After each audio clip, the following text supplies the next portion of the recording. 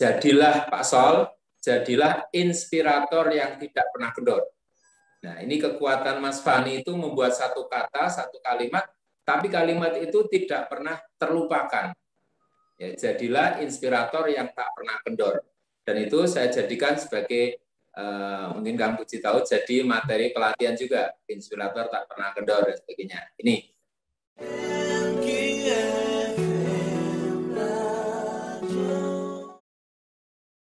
Assalamualaikum warahmatullahi wabarakatuh.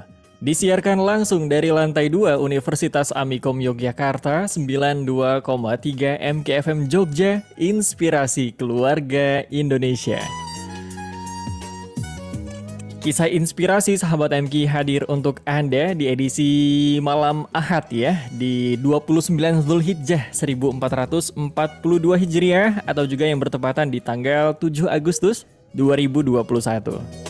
Bersama sahabat saya Raffi Zaidan sampai pukul 8:30 dan juga tentunya dengan 3 narasumber kita di malam hari ini yang sesaat lagi akan sama-sama kita sapa sahabat MK.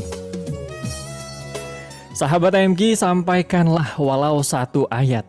Memilih untuk tetap menyampaikan ayatnya dengan caranya masing-masing. Berikhtiar berjalan untuk mencari bekal di negeri akhirat. Perjalanan hijrah dan dakwah mempunyai titik awal dan juga akhir yang masing-masing episodenya, masing-masing setiap insan punya ceritanya, perjuangan dan pengorbanannya sahabat MK. Bagaimana kita bisa konsisten untuk tetap membela agama Allah, bagaimana rasa kecintaan terhadap Robnya bisa memenuhi hidupnya, dan bagaimanakah menyampaikan ayat-ayat cintanya dengan rasa kecintaan yang membara. Lalu pertanyaannya, sudahkah kita memulai mengambil peran terhadap keberlangsungan dakwah?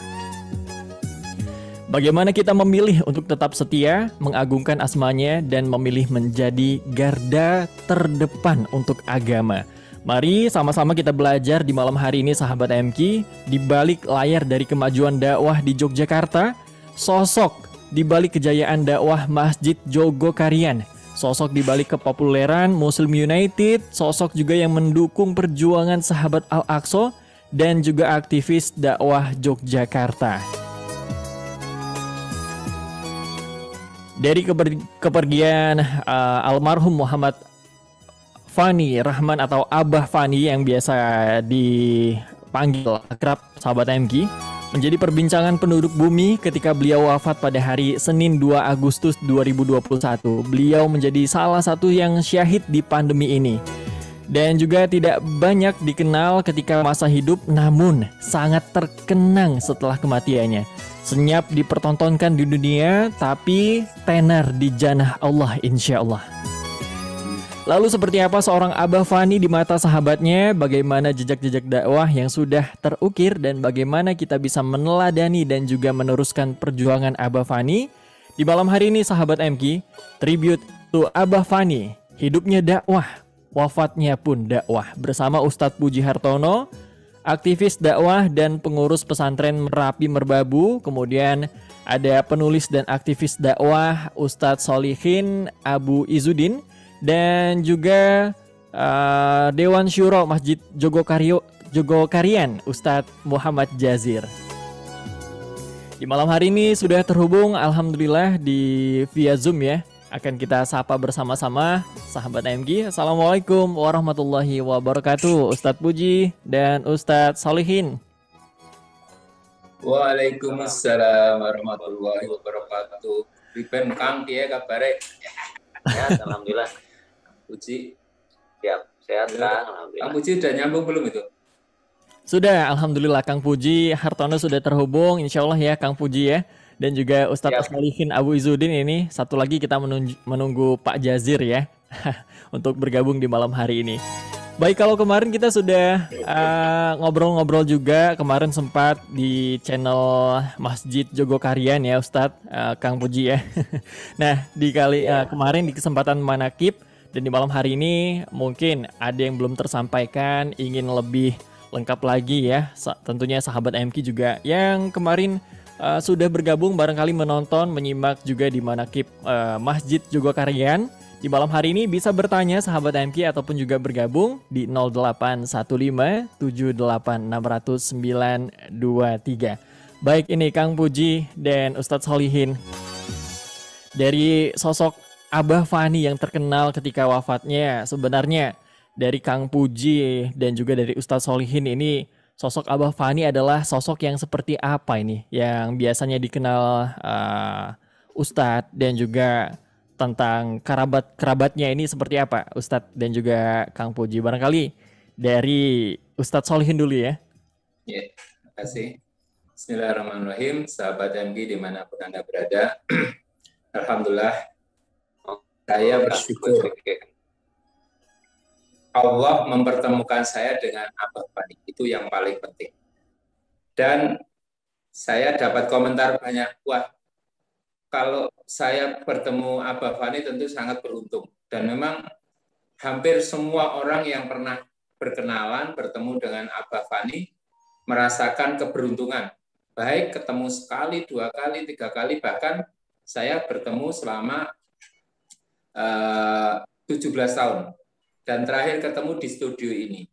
Di studio rumah saya, tanggal 13 Juni, saya ketemu Abah Fani. Saat itu beliau baru saja mengantar putranya, Mas Hamzah, ke pesantren Darussunnah di Banaran, Sambung Macan, Sragen. Kemudian mampir, saya sedang siaran.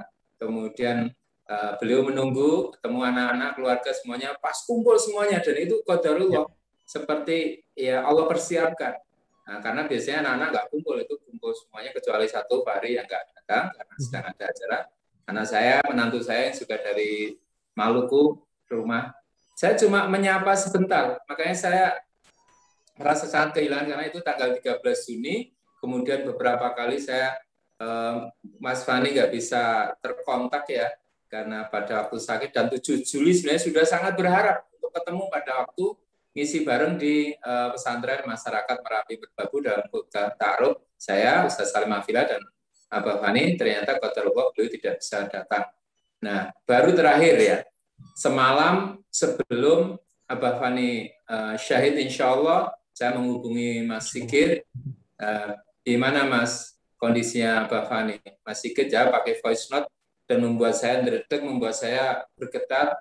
Lalu saya sampaikan, Mas, sama teman-teman besok subuh, tolong sebagaimana yang diajarkan Mas Fani kepada kami semuanya, sedekah subuh dan juga untuk mendoakan. Tapi qadarullah, sebelum subuh 2 Agustus, Allah lebih mencintai Abah Fani dan memanggilnya.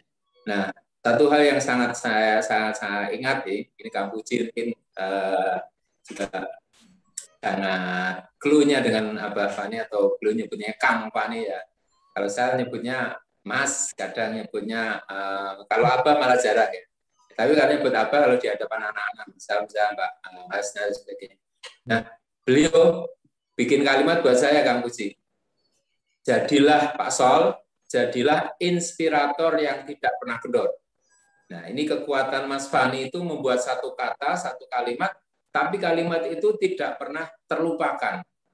Ya, jadilah inspirator yang tak pernah kendor. Dan itu saya jadikan sebagai, mungkin Kang Puji tahu, jadi materi pelatihan juga, inspirator tak pernah kendor dan sebagainya. Ini. Nah, saya sudah mencatat ini, sama sampaikan saya ke grup itu. Saya setiap nulis Mas Fani selalu ada yang baru, selalu ada yang baru, selalu ada yang baru. Saya sebut Mas Fani itu sampai kemarin juga ini untuk melengkapi di grup-grup yang saya posting tentang Abah Fani itu, jangan jauh-jauh untuk meniru Abu Bakar, Umar, Utsman, Ali. Bisa meniru salah satu kebaikan Mas Fani saja, wis luar biasa. Masya Allah. Jadi, meniru satu kebaikan, misalnya kebaikan Mas Fani itu menutup aib orang lain, kita masih sulit. Kebaikan Mas Fani untuk menjaga rahasia, misalnya siapapun tidak pernah Mas Fani itu membuka aib siapapun, nggak pernah. Di hadapan saya selama 17 tahun nggak pernah. Itu mungkin itu yang menjadikan penduduk bumi setelah Mas Fani pergi itu seperti dulu para ulama itu baru mereka tersadar ternyata ada orang yang bernama Mas Fani. Maka saya teringat nasihatnya dari Ustadz Muinuddin Ilabasri yang saya dulu rekomendasikan untuk Bu Anu dihubungi biar nulis di Proyu karena beliau guru saya juga. Akhirnya terhubung, bahkan sangat akrab dengan Abah Fani, menjadi salah seorang penasihat sahabat Pakso. Beliau pernah mengatakan Ustaz Muinuddin Basri bahwa ada di antara hamba Allah yang merupakan wali di antara wali-wali Allah, yakni yang pertama terjauhkan dari kesyirikan dan dosa-dosa besar, yang kedua tidak berlangganan dosa kecil, maka tidak pantas untuk disebutkan kejelekannya. Dan saya selama 17 tahun, saya mencoba screening. Saya tidak pernah, ya, qadarullah, nggak menemukan kejelekan Mas Fani. Ya. Marahnya pun Mas Fani itu marah karena Allah. Makanya saya sampai mencatat ini.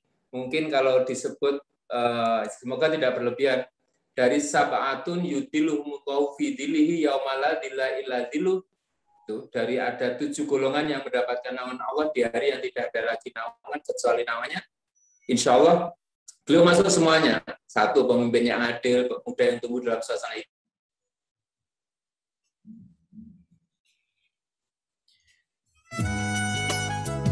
Dari Mas Fani, ASP apa tuh Mas? Anak suka pengajian. Nggak tahu benar atau salah ya. Kemudian rajulun qalbuhu mu'allaqun fil masajid. Kemudian lelaki yang saling mencintai karena Allah, bertemu karena Allah, berpisah karena Allah, orang yang menjauhi godaan, kemudian orang yang bersedekah tanpa memamerkannya, kemudian lelaki yang selalu berzikir sendirian hingga bercucuran air matanya. Nah, maka saya menyebut dakwah Mas Fani itu dakwah tanpa kata-kata, Mas Uzaidan ya. Dakwah tanpa kata-kata, tapi langsung praktek nyata. Ini katanya, biasanya Kang Puji sering ya, dakwah tanpa kata-kata tapi langsung praktek nyata. Ya, ini luar biasa. Ini misalnya yang kita lihat dalam fenomena kehidupan beliau itu, ya kalau misalnya tanpa dalil, bukan berarti tidak tahu, tapi langsung praktek. Yeah. Kemudian ketika saya sampaikan, Mas, ada hadis man jahaza ghaziyan faqad ghaza. Siapa yang mempersiapkan orang yang berjuang di jalan Allah, sungguh dia orang yang ikut berjuang. Nah, beliau tidak hanya mempersiapkan, tapi sudah betul-betul sebagaimana kemarin diceritakan sejak masa kecilnya, masa mudanya sampai akhir hayatnya. Masya Allah, kita itu berlomba-lomba. Kalau kita fasabiqul khairat, tapi kalau kebaikan itu berlomba dengan Mas Fani. Artinya apa? Ya mau mengikuti satu kebaikan saja untuk ikram duyuf, menghormati tamu itu saja nggak mampu ya.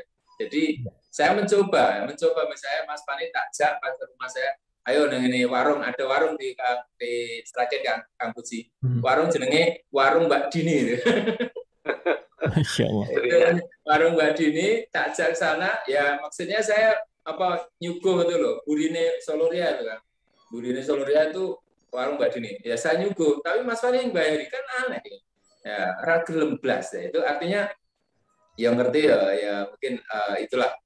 Jadi itu kemudian beliau memfasilitasi orang, termasuk kemarin kamu kemana itu beliau membuat jalannya itu. Kalau itu dalam hadis mandala ala khairin falahu mislu ajri faidihi. Siapa yang memberikan jalan kepada kebaikan sebagaimana orang mendapatkan kebaikan itu. Misalnya gini, di penulis Proyu itu ada pembagian tugas. Ustaz Fauzil tugasnya parenting orang tua, Ustaz Salim kelas eksekutif, Pak Solihin kalangan mahasiswa sekolah, cilik-cilik.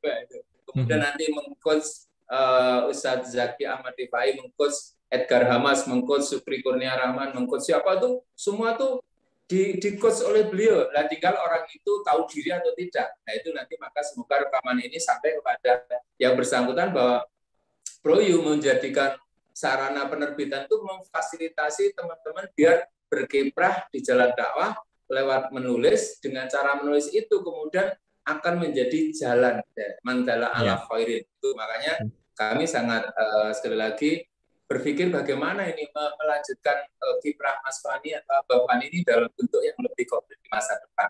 Nah, kemudian beliau juga membuat kanal-kanal selain jalan tadi, jadi membangun tim dan membangun sistem, nah, itu bahasa saya. Jadi membangun tim dan sistem, sehingga beliau itu Kalau kemarin komentarnya Mas Felix ya, kasihan semua itu ditimpukan ke Mas Fani. Kalau saya bukan kasihan, tapi Mas Fani itu menikmati apa yang sudah dia bangun sehingga beliau memanennya. Jadi beliau membangun Proyu, menyiapkan dulu bersama Ustaz Jazir, bimbingan beliau, remaja Masjid Jogoparian, kemudian membangun Proyu, kemudian membangun pesantren. Itu membuatkan sarana kebaikan dan beliau tinggal panen tadi. Nah, itu yang luar biasa. Sehingga apa? Ya, saya sampai berpikir, istilahnya tidurnya Mas Fani, Abah Fani itu satu, karena tenang, ayem. Yang kedua, tidurnya karena lelah. Tapi lelah itu lelah yang lillah ya, lelah. Iya, iya.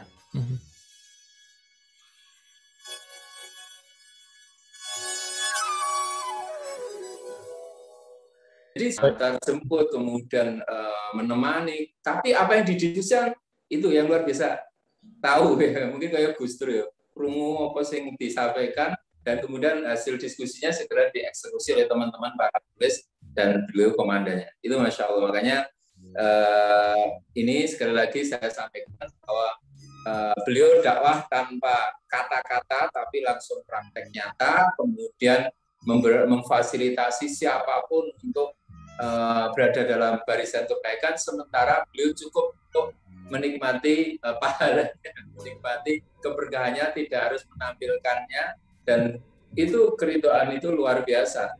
Dan saya sering diingatkan kamu sih, sering dilek asal ojo kemajuan. Maksudnya ojo kemajuan gini, ketika saya kadang-kadang terlalu menceritakan diri sendiri, Mas Fani langsung ngelek cuma nungguin itu. Jadi supaya apa? Supaya kita tuh sadar kita itu bukan siapa-siapa. Iya. Ya, itu. Kemudian juga beliau sering mengingatkan juga tentang apa istilahnya performa, ya, penampilan. Ya. Jadi biar patut sampai dilek ya waktu kita apa jauhlah penulis ke Jawa Barat.